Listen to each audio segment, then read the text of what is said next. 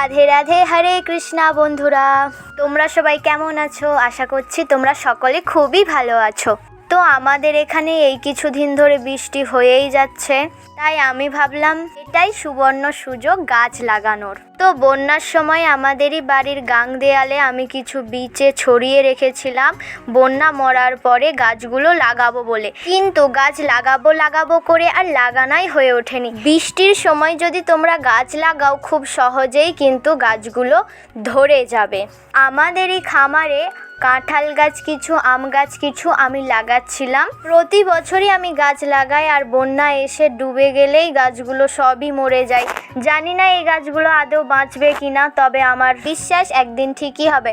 গাছ লাগাতে আমার তো খুবই ভালো লাগে। তোমাদের কেমন লাগে অবশ্যই কিন্তু কমেন্ট করে জানিয়ে যেও। সব গাছই প্রায় লাগানো হয়ে গেছিলো, আর এই গাছটা যে আমি কোথায় লাগাবো সেটাই ভেবে পাচ্ছিলাম না। তো আমি খুব ভালো করে গাছ লাগিয়ে দিয়ে গোড়াটাকে একটু পরিষ্কার করে দিয়েছিলাম, তাহলে তাড়াতাড়ি গাছগুলো খুব সহজেই বেড়ে উঠতে পারবে। গাছ কাটো কিন্তু তার বদলে গাছও লাগাও। সবাই গাছ লাগাও আর প্রাণ বাঁচাও। আমি একটা বড় পিঁপে গাছ লাগিয়েছিলাম, তাতে কিন্তু পিঁপে ধরতে শুরু করেছে। আজকের মতো ভিডিওটা এখানে শেষ করছি। দেখা হচ্ছে নেক্সট ব্লগে। টাটা।